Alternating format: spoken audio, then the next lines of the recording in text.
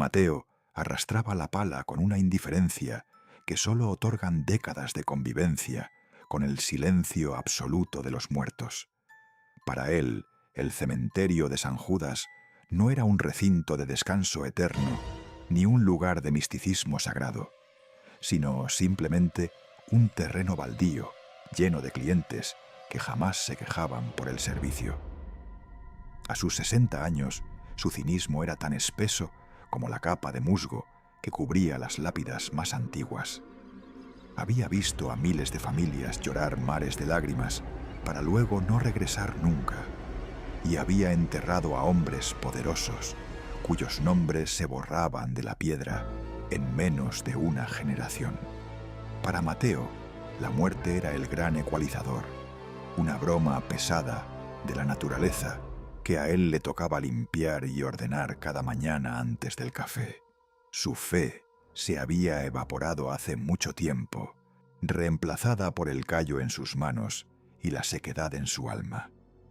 Sin embargo, esa tarde de otoño, el cielo sobre el camposanto comenzó a teñirse de un color violeta poco natural, anunciando una tormenta que no figuraba en ningún pronóstico meteorológico. El aire se volvió denso, cargado de una electricidad estática que hacía que el vello de sus brazos se erizara, y un olor a ozono mezclado con tierra profundamente removida inundó sus pulmones. No era una lluvia común, era un llanto del cielo que parecía golpear el mármol con una furia personal.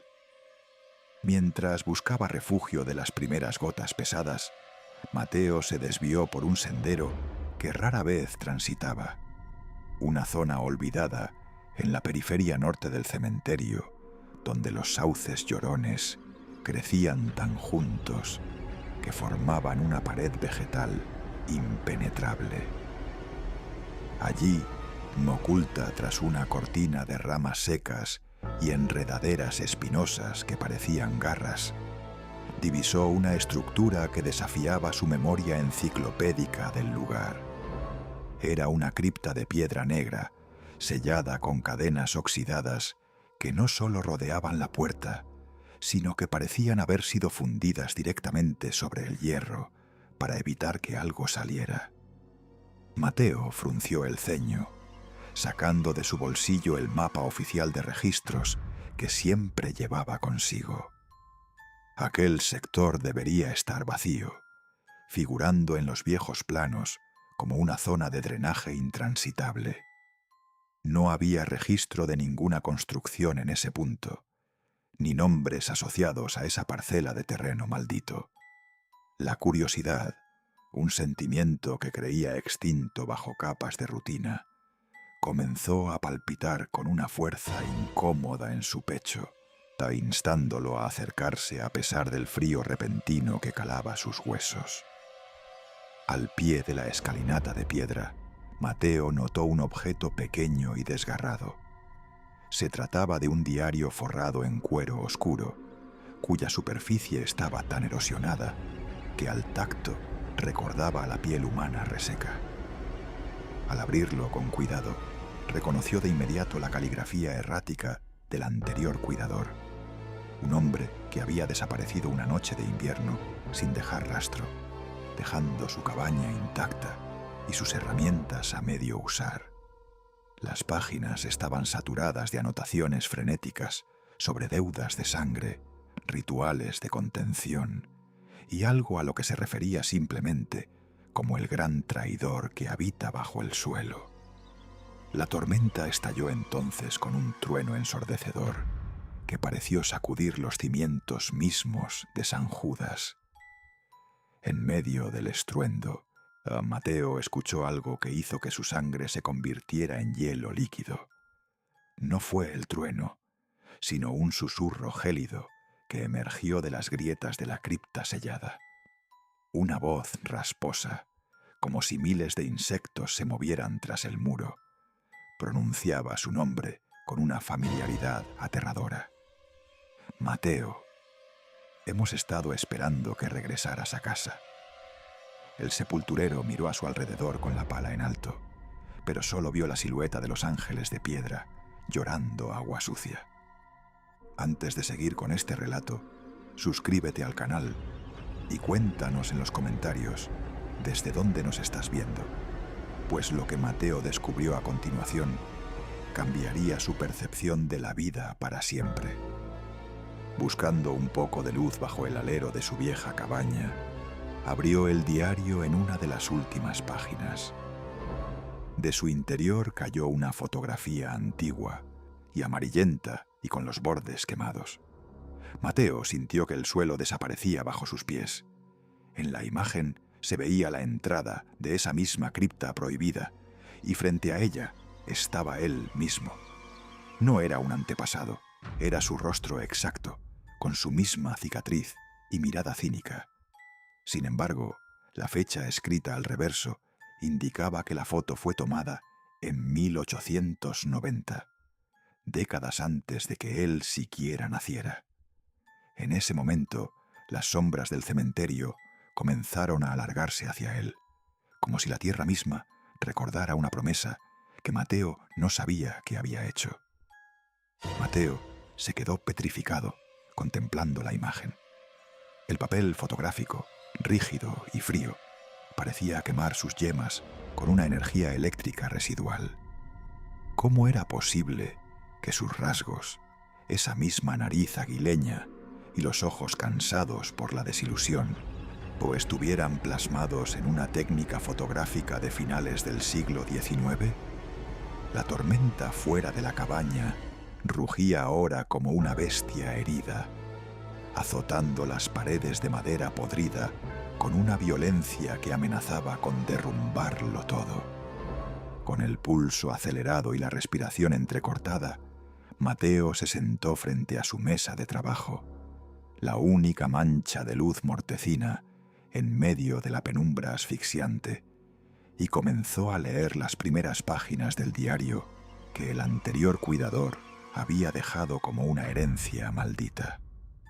Las palabras escritas en 1890 narraban una crónica de codicia y crueldad que hacía palidecer cualquier historia de terror que Mateo hubiera escuchado en sus años de oficio. El diario hablaba de una traición familiar sangrienta en el seno de la dinastía, que una vez fue dueña de todas aquellas tierras baldías. Un hombre, consumido por la ambición de una herencia que se le escapaba de las manos, decidió eliminar a su propia hermana, una joven cuya devoción era tan legendaria como su pureza.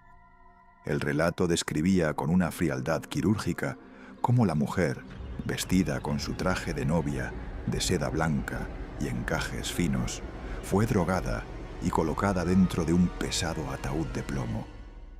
El hermano, ignorando los débiles quejidos que emanaban de la madera sellada, la enterró bajo la tierra virgen, donde ahora se alzaba la cripta negra, sellando su destino bajo toneladas de piedra y una maldición que se alimentaría de su desesperación.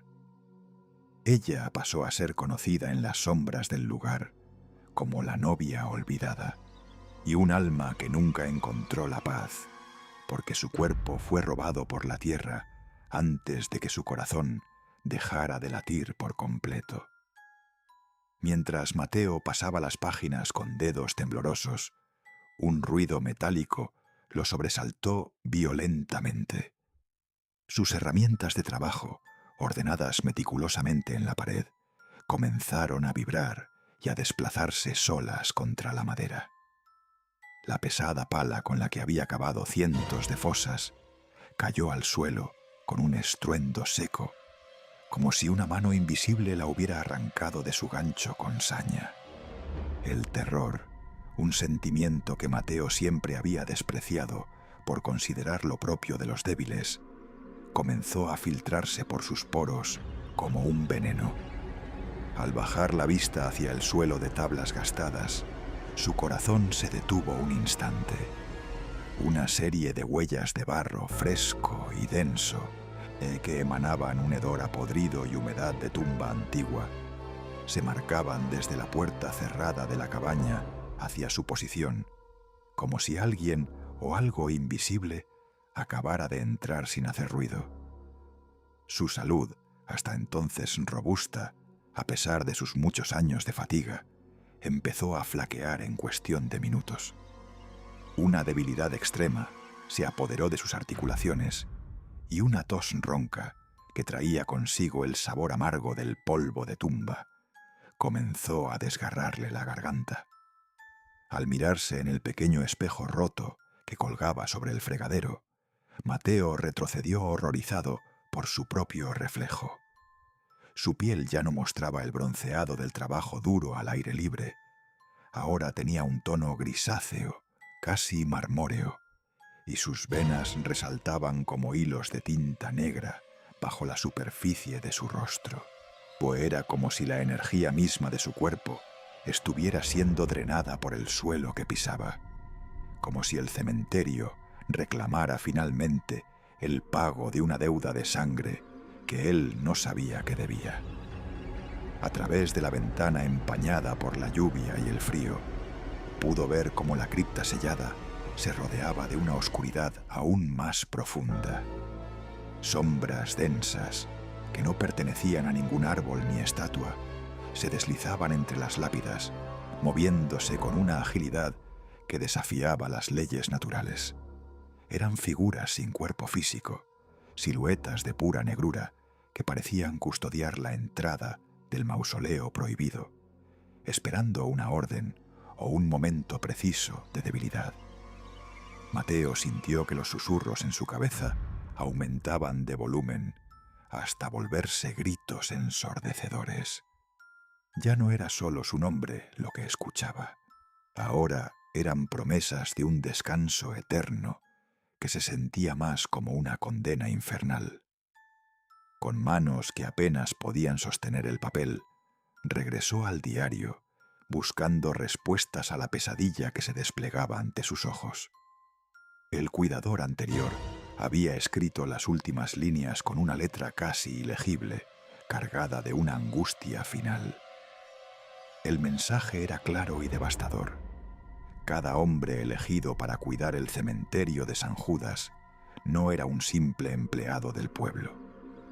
Cada uno de ellos, por un linaje marcado por el pecado original de la traición ancestral, era en realidad un sacrificio viviente para la tierra. Mateo comprendió con un horror absoluto que su presencia allí no era producto de la casualidad ni del destino, sino el cumplimiento de un contrato de sangre. Él era el ancla, el sacrificio necesario para mantener a algo hambriento atado bajo la tierra. El pánico, una emoción que Mateo había enterrado bajo décadas de cínica indiferencia, brotó finalmente en su pecho como una marea helada de agua estancada. Soltó el diario con un gesto brusco, escuchando cómo el papel crujía al golpear el suelo húmedo de su cabaña, y se lanzó hacia la oscuridad exterior sin mirar atrás. Su mente, antes pragmática y fría, solo repetía una orden frenética: huir. Necesitaba cruzar los portones de hierro forjado del cementerio de San Judas y dejar atrás aquella locura que desafiaba toda lógica racional. Sin embargo, al llegar al límite exacto donde el camposanto se encontraba con el mundo de los vivos, Mateo se detuvo en seco, sintiendo cómo el corazón martilleaba con una violencia insoportable contra sus costillas. El camino de salida simplemente había desaparecido. Donde antes se alzaba el imponente arco de entrada y la carretera de grava, ahora solo reinaba una niebla antinatural, espesa y blanca como la cal, que parecía devorar toda luz, sonido y esperanza. No había rejas metálicas, no había muros de piedra, solo un vacío absoluto y gélido que le devolvía el eco distorsionado de su propia respiración errática. De entre los jirones de esa bruma fantasmal, una figura comenzó a materializarse con una lentitud tortuosa que erizaba la piel. No era una de esas sombras sin rostro que acechaban en la periferia de su visión, sino una presencia cuya silueta Mateo reconoció con un escalofrío que le recorrió cada vértebra de la espina dorsal. Era su propio padre. Pero no se trataba del hombre firme y silencioso que recordaba de su juventud, sino una aparición pálida, con los ojos cargados de una tristeza milenaria que parecía contener el peso de todos los muertos enterrados en aquel lugar. Detrás de él, los sin rostro observaban inmóviles, como testigos silenciosos de un juicio inevitable. El espectro extendió sus manos en un gesto de súplica, y su voz, aunque apenas un susurro arrastrado por el viento frío, golpeó a Mateo con la fuerza devastadora de una sentencia judicial. El anciano le pidió perdón, con un lamento que brotaba desde las profundidades mismas de la tierra, confesándole finalmente la verdad sobre su herencia maldita. El linaje de los sepultureros de San Judas no era una simple ocupación laboral, sino una cadena perpetua de esclavitud espiritual. Su familia había servido al cementerio durante generaciones para pagar una deuda ancestral, un pacto de sangre sellado por un antepasado cuya ambición despertó fuerzas que nunca debieron haber sido perturbadas. Mateo escuchaba la revelación con la mandíbula apretada, sintiendo cómo el conflicto emocional lo desgarraba por dentro. Toda su existencia había sido una mentira cuidadosamente orquestada para conducirlo a este rincón de muerte. Su padre le habló de los ritos prohibidos, ceremonias secretas que se realizaban bajo el velo de la luna nueva, donde la esencia misma de los cuidadores era ofrecida para calmar la furia de las entidades atrapadas bajo las lápidas. Eran rituales de sangre destinados a contener el odio de la novia olvidada y evitar que la oscuridad se desbordara hacia el pueblo cercano. Pero el tiempo de las ofrendas simbólicas había terminado. La deuda ancestral exigía ahora un pago total, físico y definitivo. Mientras la revelación calaba en su mente, el aire a su alrededor se volvió denso e irrespirable, cargado con un olor metálico a sangre vieja y azufre que le quemaba los pulmones. Bajo sus pies, el suelo comenzó a vibrar con una intensidad aterradora, como si el corazón del cementerio estuviera despertando de un sueño eterno. No era un temblor telúrico común, sino el rugido de miles de lamentos humanos fundidos en un solo grito de agonía que hacía que las lápidas más antiguas empezaran a resquebrajarse como cáscaras de huevo. Mateo retrocedió horrorizado, tropezando con las raíces retorcidas de un viejo sauce que parecía querer atraparlo entre sus ramas secas y negras. El cementerio ya no era su lugar de trabajo cotidiano, sino una trampa viviente diseñada específicamente para devorarlo. En un claro cercano a la cripta sellada, divisó algo que terminó por aniquilar los últimos restos de su cordura. Allí, en un espacio que esa misma mañana estaba vacío y cubierto de hierba, se encontraba un foso de tierra fresca, perfectamente excavado. A la cabecera, una lápida de piedra gris mostraba su nombre completo, grabado con una precisión sobrenatural. Al bajar la vista hacia la inscripción inferior, Mateo sintió que su alma se colapsaba. La fecha de su fallecimiento estaba marcada allí con letras negras que parecían latir con una vida propia y maligna, señalando con una crueldad absoluta el día de hoy. El cementerio finalmente había reclamado su cuerpo para sellar el pacto para siempre. Mateo se quedó paralizado ante el abismo rectangular que reclamaba su nombre, una herida abierta en la tierra que parecía palpitar con un hambre antigua y perversa. El frío de la tierra recién removida ascendía por sus piernas, succionando el calor de sus botas y convirtiendo sus músculos en plomo pesado mientras los sin rostro comenzaban a estrechar el cerco de forma implacable. Eran decenas, quizás centenares de siluetas translúcidas, almas cuyos nombres habían sido borrados de las lápidas por la erosión y el descuido humano, convirtiéndolos en una masa colectiva de desesperación pura. Sus movimientos eran erráticos, una danza de dolor silencioso que resonaba en la mente de Mateo como el chirrido constante de metal oxidado sobre hueso seco. No tenían ojos, pero él sentía el peso insoportable de su juicio. Lo veían como el heredero de la infamia, el portador de la sangre que los mantenía cautivos en ese purgatorio de mármol y hiedra venenosa. En ese instante de terror absoluto, la apatía cínica que lo había definido durante décadas se quebró por completo, dejando paso a una chispa de rebelión visceral que le quemaba las entrañas. No sería un simple eslabón en esa cadena de sacrificios humanos. Si su familia había vendido su futuro por una deuda de sangre, él usaría esa misma esencia para romper el contrato ancestral que ahora lo asfixiaba. Se arrojó al barro, ignorando la humedad gélida que calaba sus huesos, para recuperar el diario que yacía a pocos centímetros del borde de su fosa. Sus dedos, entumecidos por el frío y el miedo punzante, pasaron las páginas con una urgencia febril, buscando entre las anotaciones marginales del cuidador anterior.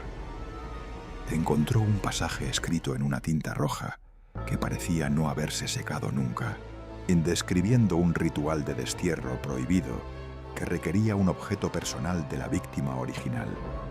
Necesitaba algo de la novia olvidada, la mujer que en el siglo XIX fue traicionada por su propio hermano.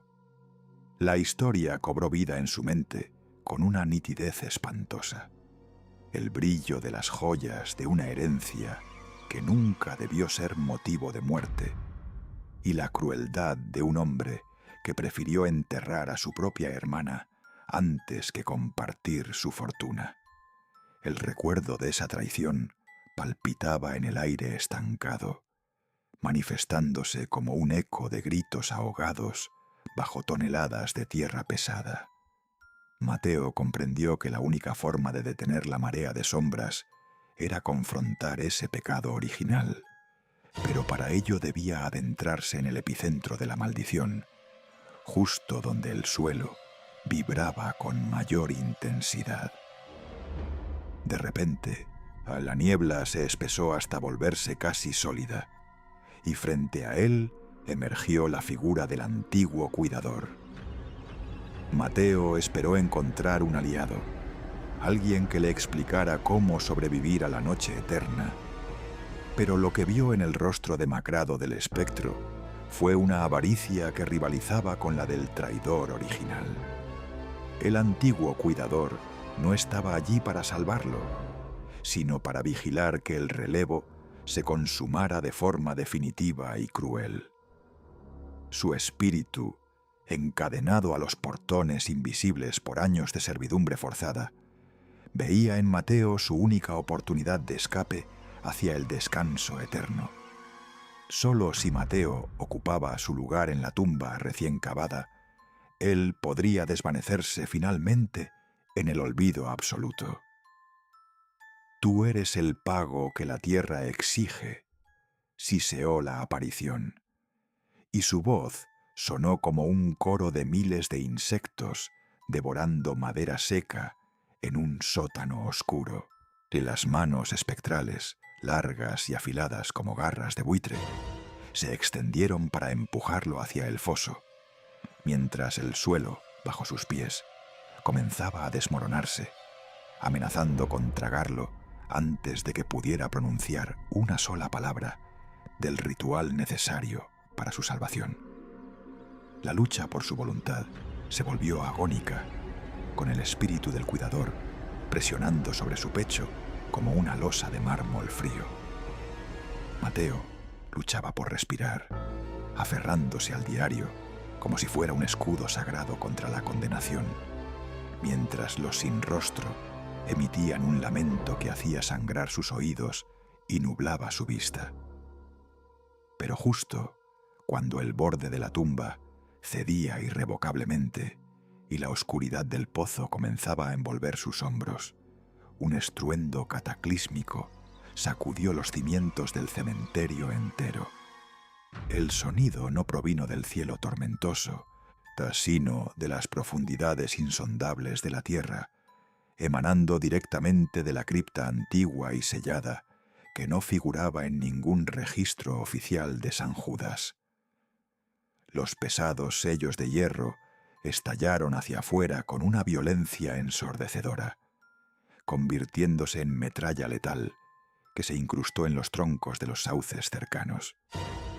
Una onda de choque invisible barrió el lugar, arrojando a los espectros y al cuidador hacia las sombras más densas del camposanto. Un rugido primario de piedra quebrajándose llenó el ambiente mientras las puertas de la cripta se abrían desde adentro con un estruendo que sacudió todo el pueblo cercano, despertando a los vivos con la certeza de que algo prohibido había sido liberado. La oscuridad que brotó de la abertura era un vacío absoluto, y Mateo supo que el verdadero horror acababa de cruzar el umbral. La oscuridad que brotó de la cripta no era simplemente la ausencia de luz, sino una presencia física, densa y viscosa, que se arrastraba por el suelo como brea hirviente. Mateo, aún recuperando el aliento al borde de su propia tumba vacía, vio cómo la amalgama de dolor y odio acumulado durante siglos tomaba forma ante sus ojos. No era una sola entidad, sino un torbellino de rostros desencajados y extremidades que se fundían entre sí, un monumento viviente al sufrimiento humano que emitía un calor gélido, una contradicción que quemaba la piel y congelaba la sangre. Era la manifestación pura de la maldición de San Judas, la encarnación del pacto que su familia había sostenido con el silencio y la muerte desde tiempos inmemoriales. Cada susurro que había escuchado en las sombras, cada herramienta movida por manos invisibles y cada mirada de reproche de los sin rostro convergían en esa masa informe que ahora lo acechaba con una lentitud aterradora. Mateo sintió que la voluntad se le escapaba por los poros. Cada pecado de sus antepasados, cada entierro realizado con indiferencia profesional y cada secreto oscuro oculto bajo la tierra pesaba sobre sus hombros como si las lápidas mismas se hubieran apilado sobre su pecho de forma física. La culpa heredada no era una idea abstracta para él en ese momento. Era un veneno tangible que corría por sus venas, conectándolo directamente con ese horror ancestral que reclamaba su vida como pago final. Los sin rostro se detuvieron en seco, formando un círculo de testigos mudos, observando con una expectación macabra cómo su carcelero se enfrentaba al epicentro de su tormento. El aire se volvió tan espeso que el oxígeno parecía haber sido reemplazado por ceniza y lamentos, obligando a Mateo a luchar por cada bocanada, mientras el suelo vibraba bajo sus botas. Según las instrucciones desesperadas del diario, el tiempo se agotaba junto con las últimas fuerzas de su corazón cansado. Mateo comprendió que la única forma de contener ese horror no era huyendo, sino aceptando su papel para subvertirlo desde adentro. Debía sellar la cripta usando su propia sangre como parte del contrato familiar, pero no como lo hicieron sus padres, movidos por el miedo o la ambición ciega, sino con el propósito consciente de poner fin a la agonía colectiva del lugar.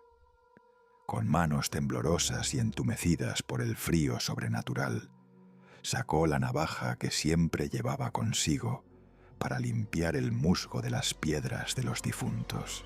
No había lugar para la duda o el arrepentimiento tardío.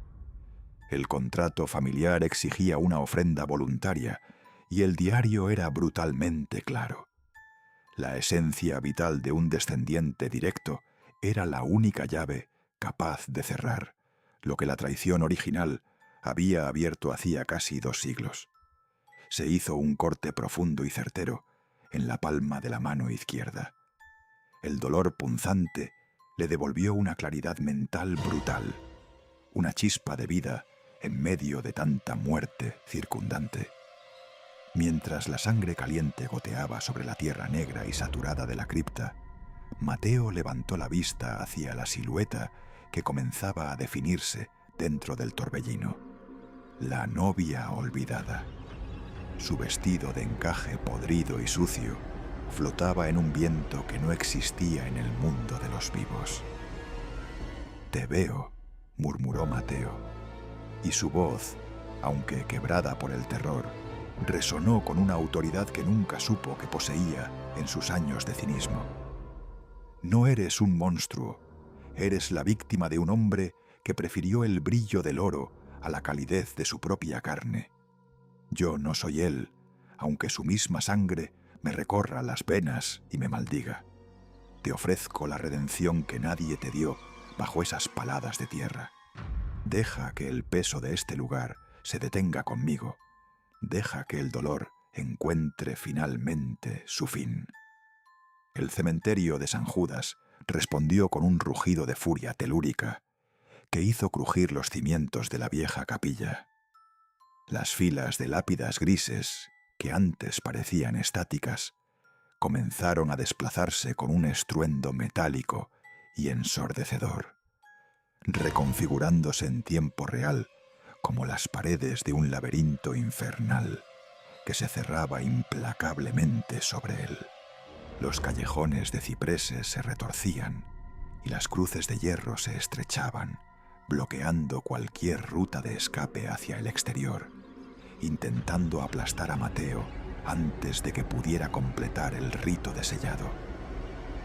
El suelo se volvió inestable, transformándose en una masa hambrienta de lodo y huesos antiguos que intentaba succionarlo hacia las profundidades, hacia el mismo olvido que él había servido con tanta fidelidad y desprecio durante su larga carrera como sepulturero veterano. Mateo se arrastró con un esfuerzo agónico hacia el umbral mismo de la cripta, donde el resplandor de su propia sangre sobre el suelo iluminaba débilmente el interior prohibido. Fue en ese instante preciso cuando sus ojos se fijaron en lo que residía en lo más profundo de la cámara funeraria. No solo había sombras, polvo y el eco de gritos antiguos. Al fondo, sentado sobre un trono de piedras derruidas y rodeado de los tesoros malditos de la herencia robada, se encontraba una figura que desafiaba toda lógica y piedad humana. Era un hombre, o lo que quedaba de uno tras siglos de castigo, con la piel curtida y pegada a los huesos como el pergamino viejo, y unos ojos que brillaban con una malicia milenaria. No era un espíritu incorpóreo, era carne y hueso, mantenidos en un estado de agonía eterna por la propia maldición que él mismo había desatado con su traición familiar. Mateo comprendió con un horror renovado que el traidor original, el hermano que enterró viva a la mujer, seguía allí, vivo de forma sobrenatural, alimentándose de la desesperación de cada alma en el cementerio y esperando que Mateo terminara el sacrificio para prolongar su propia existencia impía un siglo más. Mateo miró a los ojos hundidos del traidor original, aquel ancestro cuya codicia encadenó a su linaje a un siglo de horror. El aire en la cripta era una mezcla de polvo milenario y la pestilencia de una inmortalidad podrida. El anciano extendió una mano esquelética, esperando que la sangre de Mateo completara el ciclo, pero el sepulturero sintió una rebelión más fuerte que el miedo. No sería un eslabón más en esa miseria.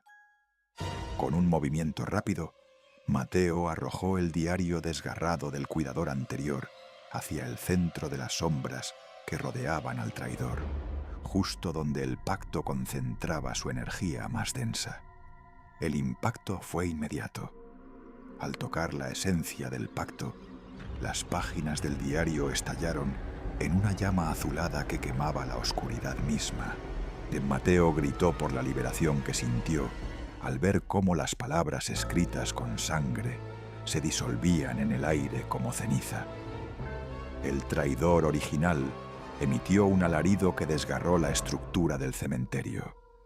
Su cuerpo, mantenido por el odio durante generaciones, se desmoronó en fragmentos de piel seca y huesos pulverizados, perdiendo la cohesión que el pacto ancestral le otorgaba.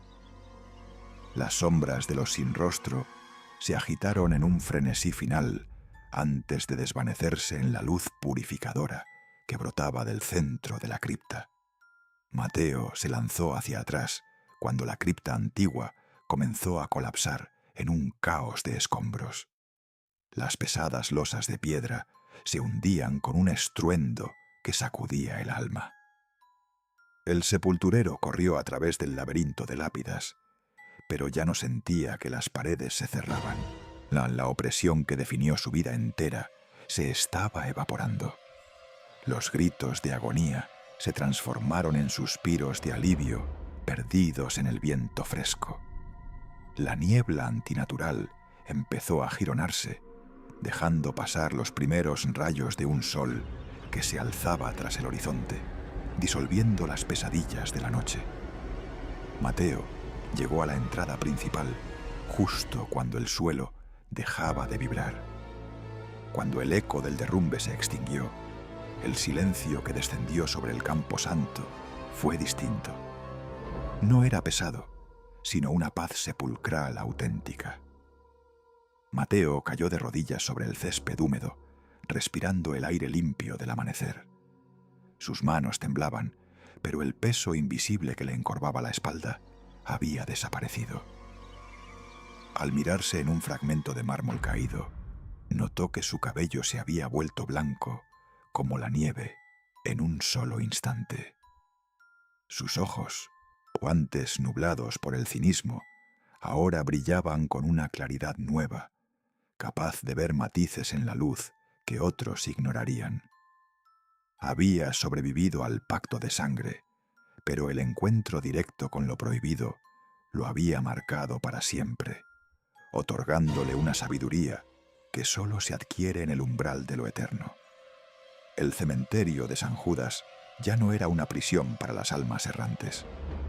Las lápidas recuperaron su dignidad silenciosa y los nombres borrados de los sin rostro descansaban finalmente en el olvido pacífico que tanto merecían. Mateo se puso de pie con dificultad, sintiendo una libertad espiritual que nunca creyó poseer en sus décadas de soledad.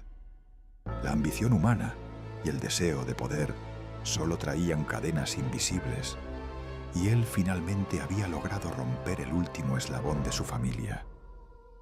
Caminó hacia la salida con paso firme, cruzando las puertas principales que ahora permanecían abiertas de par en par, invitando a la vida. Antes de marcharse definitivamente, se detuvo ante un gran charco de lluvia clara. Al mirar su reflejo de cabello cano y rostro cansado, vio a su lado la silueta nítida de la novia olvidada. Ya no era un espectro de pesadilla, sino una mujer joven que le sonreía con una gratitud infinita antes de desvanecerse dulcemente en el brillo del sol naciente. Mateo sonrió también por primera vez en muchos años y se alejó con lentitud por el viejo camino polvoriento, dejando atrás definitivamente los oscuros secretos que la tierra guarda y el insoportable peso de una deuda ancestral que ya no existía sobre sus cansados hombros.